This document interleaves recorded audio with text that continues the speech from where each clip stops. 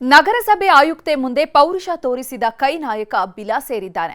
Case ದಾಖಲಾಗ್ತಿದ್ದಂತೆ ನಾಪತ್ತೆಯಾಗಿದ್ದು, ಕೈ ನಾಯಕರು ಮಾತ್ರ ತೇಪೆ ಹಚ್ಚೋ ಕೆಲಸ ಮಾಡ್ತಿದ್ದಾರೆ. ನಮ್ಮ ಬ್ಯಾನರ್ ಏನೋ ಬಿಚ್ಚಿದಿರಿ ಅಂತಂದ್ರೆ ಬಂದು ಬೆಂಕಿ ಹಚ್ಚಿಬಿಡ್ತೀನಿ ಅಂತ ಹೇಳಿದ್ದೀನಿ. ನಾನು ಇನ್ನೂ ಒಳ್ಳೆತನ ನೋಡಿದ್ದೀನಿ, ಕೆಟ್ಟತನ ನೋಡಿಲ್ಲ.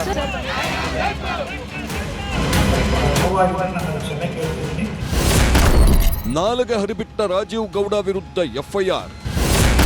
ಬಂಧನ ಭೀತಿಯಿಂದ ಎಸ್ಕೇಪ್, ಶೋಧಕ್ಕಿಳಿದ ಖಾಕಿ. ಬ್ಯಾನರ್ ವಿಚಾರಕ್ಕೆ ಅವಾಚ್ಯವಾಗಿ ನಿಂದಿಸಿ ಬೆಂಕಿ ಹಚ್ಚೋ ಜೀವ ಬೆದರಿಕೆ ಮಾತಾಡಿದ್ದ ರಾಜೀವ್ ಗೌಡ, ಪೌರಾಯುಕ್ತೆ ಅಮೃತಾ ಗೌಡ ಕಣ್ಣೀರಿಟ್ಟು ಮಾಧ್ಯಮಗಳಲ್ಲಿ ರಾಜ್ಯ ಕಾಂಗ್ರೆಸ್ ಮಾನ ಹರಾಜಾಗಿದೆ. ರಾಜೀವ್ ಗೌಡನ ವಿರುದ್ಧ ವಿಪರೀತ ಆಕ್ರೋಶ ಎದ್ದ ಕಾರಣ ಕೊನೆಗೂ ಶಿಡ್ಲಘಟ್ಟ ನಗರ ಠಾಣೆಯಲ್ಲಿ ಎಫ್ಐಆರ್ ಅಂತೂ ದಾಖಲಾಗಿದೆ. ಆದರೆ ಬಂಧನ ಯಾಕಿಲ್ಲ ಅನ್ನೋದೇ ಈಗಲೂ ಕಾಡ್ತಿರೋ ಅತಿ ದೊಡ್ಡ ಪ್ರಶ್ನೆ. ಖಾಕಿ ಕಣ್ಣಿಗೆ ಕಾಣದಂತೆ ರಾಜೀವ್ ಗೌಡ ಎಸ್ಕೇಪ್ ಆಗಿದ್ದೆಲ್ಲಿಗೆ?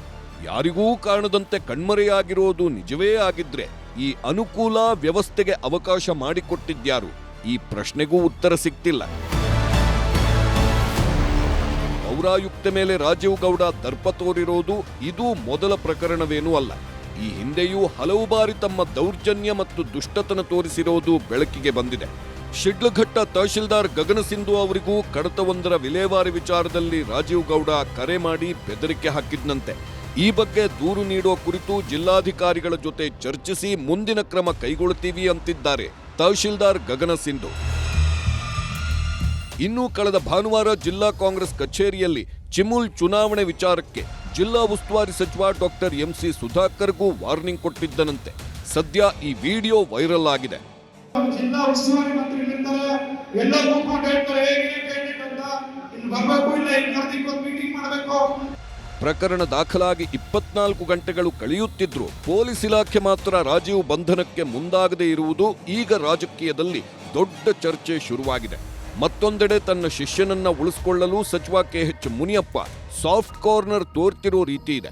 ಅಮೃತಾ ಗೌಡ ರೀತಿಯೇ ತಮಗೂ ಒಬ್ಬ ಹೆಣ್ಣು ಮಗಳಿದ್ದಾಳೆ, ಅವರೂ ಕೂಡ ಸಾರ್ವಜನಿಕ ಜೀವನದಲ್ಲಿದ್ದಾರೆ ಅನ್ನೋದನ್ನೇ ಮರೆತಂತೆ ಮಾತಾಡಿರೋ ಮಿನಿಸ್ಟರ್ ಮುನಿಯಪ್ಪ ರಾಜೀವ್ ಗೌಡ ಪ್ರಭೂತಿ ಅನ್ನೋ ರೀತಿ ತಿಪ್ಪೆ ಸಾರಿಸಿದ್ದಾರೆ.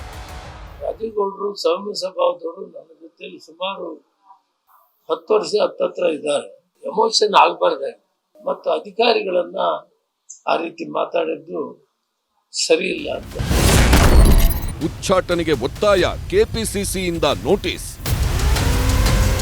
ರಾಜೀವ್ ಗೌಡ ದುರ್ವರ್ತನೆ ಖುದ್ದು ಕಾಂಗ್ರೆಸ್ ನಾಯಕರಿಗೆ ಮುಜುಗರ ತಂದಿಟ್ಟಿದೆ. ಹೀಗಾಗಿ ಚಿಕ್ಕಬಳ್ಳಾಪುರದ ಮಾಜಿ ಸಚಿವ ವಿ ಮುನಿಯಪ್ಪ ಮನೆಯಲ್ಲಿ ತುರ್ತು ಸಭೆ ಕೂಡ ನಡೆಸಲಾಯಿತು. ಈ ವೇಳೆ ರಾಜೀವ್ನನ್ನ ಪಕ್ಷದಿಂದ ಉಚ್ಚಾಟನೆ ಮಾಡುವಂತೆ ಒತ್ತಾಯ ಜೋರಾಗಿತ್ತು. ಇನ್ನು ಸರ್ಕಾರದ ವಿರುದ್ಧ ವಿಪಕ್ಷಗಳಿಗೆ ಸಾಲು ಸಾಲು ಅಸ್ತ್ರಗಳು ಸಿಗುತ್ತಲೇ ಇವೆ. ಬಳ್ಳಾರಿಯ ಬ್ಯಾನರ್ ಗಲಾಟೆ ವಿಚಾರದಲ್ಲೇ ಈಗಾಗಲೇ ಸರ್ಕಾರ ಇಕ್ಕಟ್ಟಿಗೆ ಸಿಲುಕಿತ್ತು. ಹೋದಲ್ಲಿ ಬಂದಲ್ಲಿ ಸರ್ಕಾರವನ್ನ ವಿಪಕ್ಷಗಳು ತರಾಟೆಗೆ ತೆಗೆದುಕೊಳ್ಳುತ್ತಿದ್ವು. ಇದೀಗ ಬಿಜೆಪಿ ಮತ್ತು ಜೆಡಿಎಸ್ಗೆ ರಾಜೀವ್ ಗೌಡ ಪ್ರಕರಣ ಮತ್ತೊಂದು ಬ್ರಹ್ಮಾಸ್ತ್ರವಾಗಿ ಪರಿಣಮಿಸಿದೆ. ಕಾನೂನು ಬಾಹಿರವಾದಂಥ ತೀರ್ಮಾನಗಳನ್ನು ಮಾಡಿಸ್ತಕ್ಕಂಥದ್ದೇ ನಡೀತಾ ಇದೆ. ಇದು ಸರ್ಕಾರ ಸರಿ ಇಲ್ಲದೆ ಇದ್ರೆ ಇವೆಲ್ಲ ನಡೆಯೋದು. ಮೇಟಿ ಸರಿಯಾಗಿದ್ದರೆ ಇದ್ಯಾವುದೂ ಆಗೋದಿಲ್ಲ ಅನ್ನೋದು ನನ್ನ ಅಭಿಪ್ರಾಯ. ಜನವರಿ 22ರಿಂದ ವಿಶೇಷ ಅಧಿವೇಶನ ಕೂಡ ಆರಂಭವಾಗ್ತಿದ್ದು, ಇದನ್ನೆಲ್ಲ ಅದು ಹೇಗೆ ಸರ್ಕಾರ ಸಮರ್ಥಿಸಿಕೊಳ್ಳುತ್ತೆ ಅನ್ನೋದನ್ನ ಕಾದು ನೋಡಬೇಕಿದೆ. Bureau report, news 18.